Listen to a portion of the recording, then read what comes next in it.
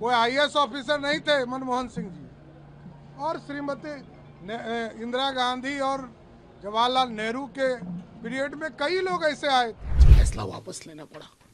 कहाँ के मजबूर प्रधानमंत्री हैं आप। ऑर्केस्ट्रा टीम में जो लोग हैं वो क्या कहेंगे, साहब तेरे सुबह की जय, साहब तेरे शाम की जय, साहब तेरी जय जय जय। तेजस्वी यादव जी बहुत गरीबों के हितैषी हैं, दलितों के कमजोर तबके के हितैषी हैं। राहुल गांधी जी को बधाई देती हूँ कि शाबाश, लड़ते रहो, तुम आगे बढ़ो, तुम्हारी एक ठोकर में 100 इनकलाब लेकर चल। बहुत अच्छी बात है। Manmohan Singh revenue secretary, finance secretary सीधा बने थे। कहाँ से आए थे? कोई आईएएस आईपीएस थे क्या?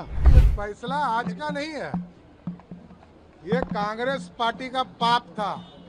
कांग्रेस पार्टी ने इसी तरह, याद कीजिए, एक देश के प्रधानमंत्री हुए मनमोहन सिंह जी, 1976 में फाइनेंस सेक्रेटरी इसी तरह बनाया था।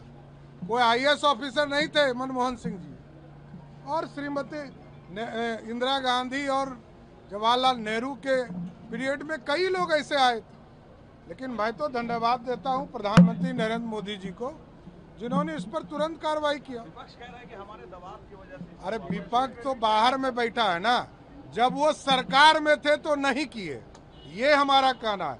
हमारा सीधा आरोप है कि कांग्रेस पार्टी जब सरकार में थी तो उन लोगों ने इस पूरे फॉर्मूले को अपनाते रहने का काम किया, लेकिन मोदी सरकार ने सभी का सम्मान करते हुए उसको रोकने का काम किया। और कुछ लोग कल बिहार बंद का या देश बंद का अपमान किए हैं। आप सोचिए कि जब देश के यशस्वी प्रधानमंत्री जी के कैबिनेट में ये तय हो गया कि हम जो एससी और एसटी वर्ग के जो सुप्रीम कोर्ट का एक आदेश आया उस पर कोई हम रिवीजन नहीं करेंगे, ये नियम पूरी तरह लागू रहेगा, तो बंद करने का क्या सवाल उठता? जब भारत की सरकार ने तय कर दिया, नरेंद्र मोदी जी की सरकार ने तय कर दिया कि एससी एसटी के किसी भी मामले में कोई छूने का काम सरकार नहीं करेगी, तो फिर बंदी क्यों है, ये मैं जानना चाहता हूँ। पूरे देश की जीत है भाई। तेजस्वी जी क्या है, नेता प्रतिपक्ष है ना, बिहार के सबसे बड़ी पॉलिटिकल पार्टी के। पूरे देश में हुआ, पूरे देश में लोगों ने विरोध किया, संविधान की किताब हाथ में लेकर विरोध किया। समझ में आया, आज फैसला वापस लेना पड़ा। कहाँ के मजबूर प्रधानमंत्री हैं आप। यूं ही फैसले लेते हैं बिना सोचे समझे, संविधान को दरकिनार करते हुए, प्रावधानों को दरकिनार करते हुए। सवाल तो अब ये उठेगा कि इससे पहले जो आपने लेटरल एंट्री में लोगों को लिया है वो कौन लोग हैं? क्या तब माना था? ये 240 के बाद का आंकड़ा, ये समझाइए लोगों को। क्या इसकी जांच की मांग करेंगे क्या आप लोग? नहीं, इसमें जांच किया, सरकार को फैसला वापस लेना पड़ा। हम कहेंगे इससे पहले जो लेटरल एंट्री में हुआ उसका ब्यौरा थोड़ा दे। अश्वनी वैष्णव जी परसों तक जस्टिफाई कर रहे थे, प्रधानमंत्री जी का विजन बता रहे थे लेटरल एंट्री। 2 दिन बाद कह रहे हैं कि सामाजिक न्याय के लिए प्रधानमंत्री के अंदर बड़ी पीड़ा। ये पीड़ा पैदा कब हुई, कब जन्म हुआ इसका, लोग सब समझते हैं। लेकिन हाँ, ऑर्केस्ट्रा टीम में जो लोग हैं वो क्या कहेंगे, साहब तेरे सुबह की जय, साहब तेरे शाम की जय, साहब तेरी जय जय जय। आपको लगता है कि एनडीए के साथियों ने भी दबाव बनाया?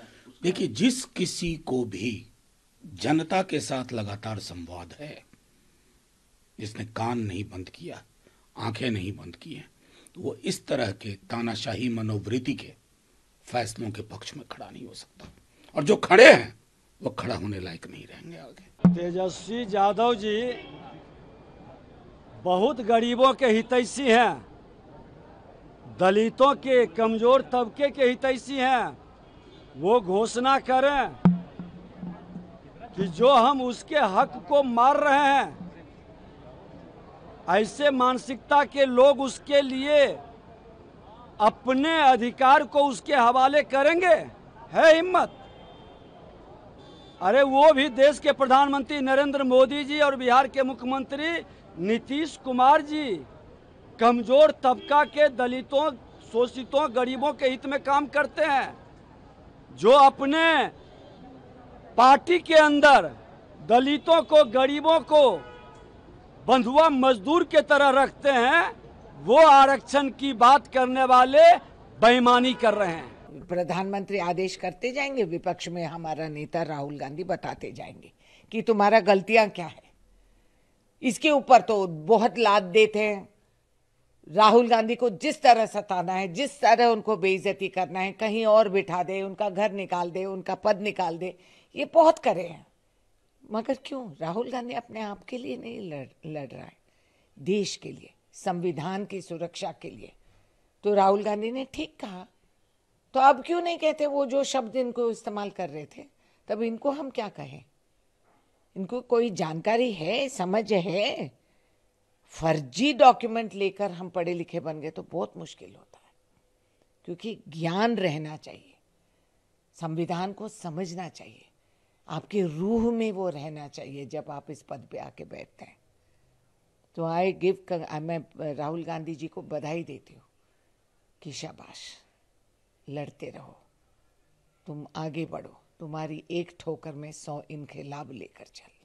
बहुत अच्छी बात है। तेजस्वी यादव को कुछ याद दिलाना जरूरी है। उनके पिताजी मनमोहन सिंह की सरकार में रेल मंत्री थे। Manmohan Singh revenue secretary, finance secretary सीधा बने थे। कहाँ से आए थे? कोई आईएएस आईपीएस थे क्या? विजय केलकर बने वित्त सचिव, बाहर से आए थे ना। पूरे कांग्रेस का इतिहास भरा हुआ है। मोन्टेक सिंह अहलुवालिया कहाँ से आए थे? वित्त विभाग के बड़े बड़े सचिव बने, वो भी बाहर से आए थे। तेजस्वी बाबू, थोड़ा होमवर्क करना सीखिए। यहाँ तो हमारे मोदी जी ने स्पष्ट कहा, पिछड़ों के हक पर हम कोई हमला नहीं होने देंगे।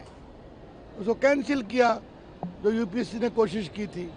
उसी प्रकार से क्रीमी लेयर के सुप्रीम कोर्ट के फैसले को कहा, ये हमें मान्य नहीं है। एससी एसटी का हम पूरा सम्मान करते हैं। ये मोदी जी हैं। और वैसे क्या आरक्षण पर बोलते हैं तेजस्वी बाबू? आरक्षण का तो एकमात्र लाभ आपके परिवार को मिलता है, जहां पर पार्टी की नंबर 1 की कुर्सी आरक्षित है। न्यूज नेशन अब व्हाट्सएप पर खबरों के ताजा अपडेट के लिए न्यूज नेशन के इस क्यूआर कोड को स्कैन करें।